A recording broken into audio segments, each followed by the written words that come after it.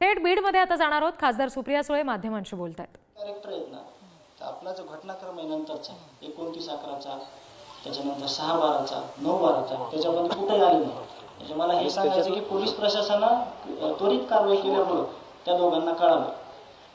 एक आरोपी आणखी त्याच्यातला हा आरोपी आहे ना, अनोळखी, तो सगळ्यांच्या ओळखीचा आहे. हा ते सांगतो ना, त्याची माहिती आपण त्यांच्याकडून घेऊ, पण त्याच्यावर कुठलीही कारवाई नाही. आणि हेच इथल्या आमच्या पोलीस प्रशासनाची पद्धत आहे. इतर टाकून द्यायचं, तपासात काही सापडलं नाही म्हणायचं, त्याला सोडून द्यायचं, त्याचा पाठपुरावा देखील कोणी करत नाही. तर मला सांगायचं होतं की हे पहिला FIR आहे की जिथल्या तिथं कारवाई केल्यामुळे हे कॅरेक्टर पुढे कुठल्याही याच्यामध्ये आले नाही. त्याच्यानंतर 6 तारखेला ज्यावेळेस खंडणी मागण्यासाठी हे लोक आले 6/12ला, त्याच्या अगोदरचा पण एक FIR आहे 29/11चा. तोच 29च्या तारखेत आला. नाही, हा तसं ही सिक्वेन्स अशी आहे. 29/11ला ज्यावेळेस इथं खंडणी मागायला आले त्यांच्या नावाखाली, त्यावेळेस हे तेजच्या एका राजकीय कार्यालयात बसले होते, तालुका अध्यक्षाच्या, जो की ह्याच्यातला खुनाचा आरोपी आहे, विष्णू चाटे. तर 29/11ला हा जो टायमिंग आहे ना, त्या टायमिंगमध्ये हे महाशय त्याची एक रजिस्ट्री होती. ही त्या धमकीचा जो टायमिंग आहे आणि इथल्या रजिस्ट्रीचा टायमिंग आहे तो सेम आहे. हा टायमिंग. ही दुसरी घटना इथली, त्याच्यावर पण कुठलीच कारवाई त्यावेळी झाली नाही. ही केस संतोष अण्णाचा खून झाल्यावर पोलिसांना कळलं की करायला पाहिजे. त्यावेळेस देखील हे लोक तिथे गेले, बसले, त्यांची कुठलीही तक्रार घेतली नाही. कारण का वरून फोन आला एकदा, तक्रार घेऊ नका. तर इथं कुणी जरी आलं, किती जरी मुर्दे पडले, तर इथलं पोलीस स्टेशन तिथली कोणाची केस घेत नव्हतं. ही वास्तविकता आहे. ही बाप्पांना माहिती आहे, ही सगळ्या आमच्या पंचक्रोशीत माहिती आहे, सगळ्यांना माहिती आहे. तुम्हाला त्याचे पण काही पुरावे आहेत माझ्याकडं की अण्णांचा खून झाला, पण हाफमटर इतक्या प्रकारचे झालेले आहेत.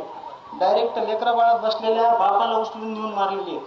ते लोक समोर येत नाहीत काही, भीतात ते लोक. आजारी गेले लोक, तर त्यांना वाटतं आपल्या मागून कुठून कुणी येऊन आपल्याला मारतं का काय.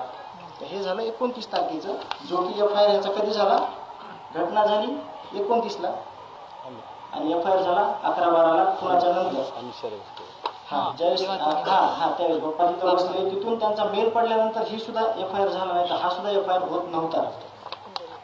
त्याच्यानंतर 6 तारखेला ज्यावेळेस ही घटना घडली, आरोपी परत आले, वॉचमॅनला मारहाण केली. वॉचमॅनला मारहाण केल्यानंतर एक गावचा प्रमुख म्हणून तिथून फोन आला की असे भांडण चालले. त्यावेळेस भावाला देखील मारलं. गाववाले भरपूर होते. त्या दिवशी महापरिनिर्वाण दिन होता.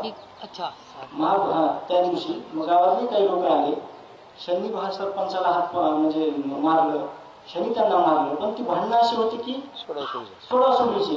मी स्वतः, तुम्ही इन्क्वायरी करा, PSI शिंदे साहेबांना बोलून घेतलं की मसा चौकच्या स्टोअरला अशी भांडणं चालली, त्या जे कोणी आहेत त्यांना घेऊन जा.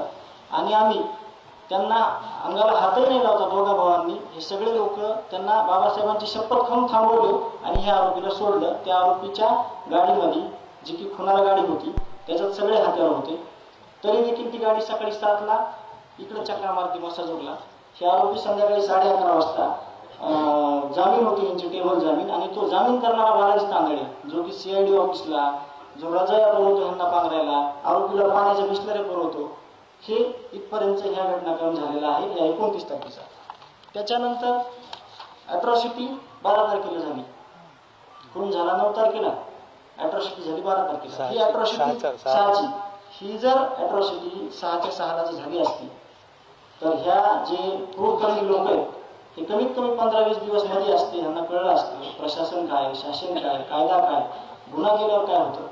हे बिलकुल झालेलं नाही. आणि मग त्याच्यानंतरची स्टोरी अशी की ज्यावेळेस माझ्या भावाचा मृत्यू झाला, त्यानंतर मिसिंगची केस 3.5 घंट्याने यांनी, आमची गडबडीत बाहेर होतो तर आम्ही तर सही करायला मध्ये बोलवून सही घेतली, इथपर्यंत झालं. त्याच्यानंतर घटना घडली 7 पर्यंत. सगळे लोक गावातले रस्त्यावर बसले रात्रीच्या 1 वाजेपर्यंत. तोपर्यंत कुठलंही कुणी त्याच्यात फेरबदल केला नाही, कुणी पुरवणी FIR घेतला नाही. रात्री 1 वाजता शब्द दिला, जे PI बल्लाळ आहेत, ऑडिओ क्लिप त्यांचे आलेले आहेत, त्यांचे काय संबंध आहेत कोणासोबतचे, तर त्या बल्लाळांनी इथं सांगितलं की 9 वाजेपर्यंत आम्ही आरोपी तुमच्याकडे आणतो. तुम्ही आता उठा. बाया, माणसं, लेकरं, सर्वसामान्य माणसं रस्त्यावर बसलेले होते. मग सकाळी 9 वाजेपर्यंत त्यांनी कुठलीच कारवाई केली नाही. रात्री घटना घडल्यावर 10:30 वाजेपर्यंत आरोपींचे फोन चालू होते. मी स्वतः विष्णू चाटेला 12:30 वाजता फोन लागला तरी फोन चालू होता. यांनी कुणालाही ट्रेस न करता कुणालाही पकडलं नाही. हे आरोपी वाशीकडे गेले त्याचं कारण होतं, तिथं PSI घुले नावाचे यांचे नातेवाईक होते ह्या आरोपींचे. त्यांनी सांगितलं की पुढं पोलीसच्या गाड्या आहेत, तुम्ही कोणत्या ठिकाणी गाडी थांबवायची, कुठून पळून जायचं. आणि म्हणले पुढं जंगल आहे. कुठं जंगल आहे? वाशीमध्ये जंगल आहे असं तुम्ही बघा नेटवर्क किंवा सॅटेलाईटवर, तिथं जंगल आहे का बघा. ते म्हणले जंगलात पळाले आणि तिथून निसटून गेले. हे झालं. त्याच्यानंतर मग आदरणीय मनोज दादा इथं जवळपास 4 वाजता आले होते. ते रात्रीचे 11 वाजेपर्यंत होते. त्यांनी पुरवणी FIR करून घेतला. त्याच्यानंतर PM केलं. 1:30 वाजता इथं ज्यावेळेस अंत्यविधी झाला भावाचा त्यावेळेस मनोज दादा इथं होते. जर दादा येऊन बसत नाहीत तर ह्या घटनेची सुरुवात होत नाही आणि तुम्ही देखील कोणी आमच्याकडे येत नाहीत, कारण का तिथंच विषय सगळा संपत होता. त्यावेळेस गुन्हा नोंद झाला त्या दिवशी. दुसऱ्या दिवशी 11 वाजता गुन्हा नोंद झाला. आपण बसलो त्याच्या ह्या जागेवर आपल्या, म्हणजे इतक्या भयावह म्हणजे हे प्रकरण आहे. मग पुरवणी जबाब केला. त्याच्यानंतर हा गुन्हा झाला. हा असा घटनाक्रम आहे. आता ह्याच्यातून एकच आम्हाला तुम्हाला त्याचा सारांश द्यायचा आहे की सगळी पोलीस यंत्रणा, ते SP साहेब असतील, ते PI साहेब असतील, ते LCBचे लोक असतील, ह्या लोकांनी एवढी अराजकता माजवली. हा खून हा आरोपीने केला नसून हा यंत्रणेने केलेला गुन्हा आहे असं मी त्याचा भाऊ म्हणून ठोकपणे सांगतो आणि त्याचे सगळे पुरावे देतो पोलिसांना. ज्यावेळेस मी DYSP साहेबांना बोलतो कि ये त्यांना हिंदी बोलतात ते कि ये इसका कॉल आता था क्या कभी तुमको, कभी कभार आता था क्या. बोले हमको सभी को फोन आता था. 50 ते 60 कॉल आहेत त्या दिवशी.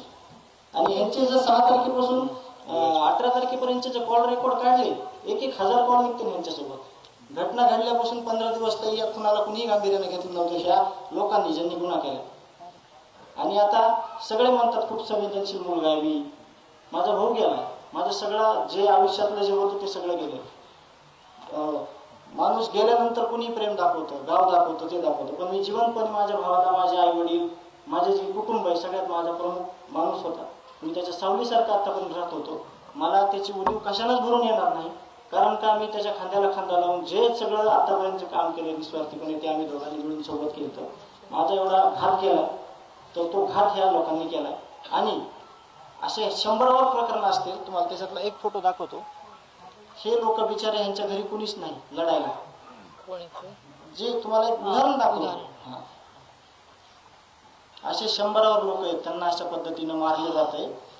केज पोलीस स्टेशन मध्ये CCTV काढायला सांगा बाप्पा. त्या दिवशी यांनी साधी यांची देखील घेतली.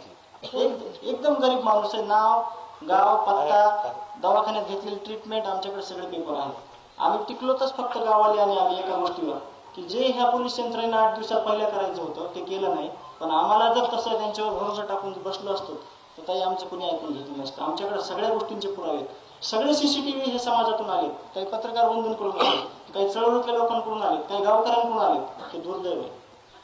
या पोलीस स्टेशननं पहिल्या 6 दिवसात पूर्ण जिल्ह्यातले सगळे CCTV फुटेज हे हस्तगत करायला पाहिजे होते. सर्रास फिरतायत सगळीकडे आरोपी.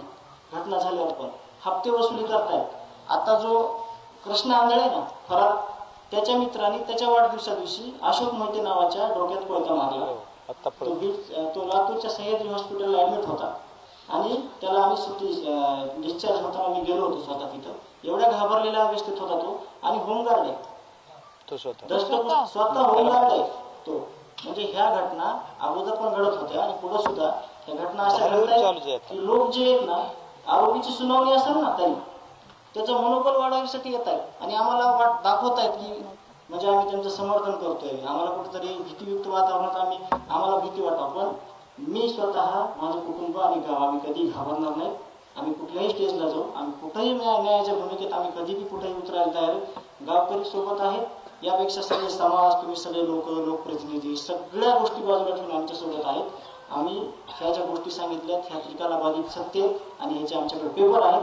आणि ज्या काही अनऑफिशियल गोष्टी आहेत त्याचे काही पुरावे नाहीत त्या गोष्टी सुद्धा आमच्याकडे आहेत. त्या तुमच्याकडे न मांडण्याचं कारण की जर कोणी सिद्ध करा म्हणलं, जर कोणी म्हणलं तर ते आमच्याकडे नाही. म्हणून आम्ही तुम्हाला त्याचे फक्त फोटो दाखवले. खूप आहेत अशा फाईल, खूप झाल्यात ह्याच्या.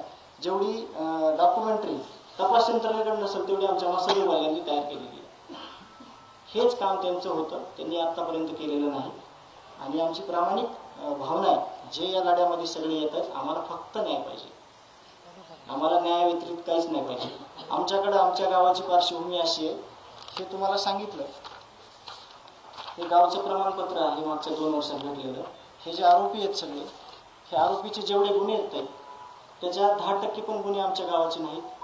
आणि ते गुन्हे कोणते आहेत? किरकोळ, शेतीचा वाद, कुठंतरी ह्याचा वाद, पण ते असे गंभीर गुन्हे नाहीत. हे 2 फरक आहेत. एवढं गाव चांगलं ह्या जे आरोपी आहेत ना सरकार, असं सांगायचं म्हणजे ही गावची पार्श्वभूमी आहे, असं आमच्या गावचा इतिहास आहे. आणि असं गुन्हागोविंदानं गाव चालणार त्याचे इतके भयानक पद्धतीनं संपवलं. आणि आमच्याकडं कधीही आम्ही ह्याची उणीव भरून काढू शकत नाही. हे सगळं तुमच्याकडे येतं.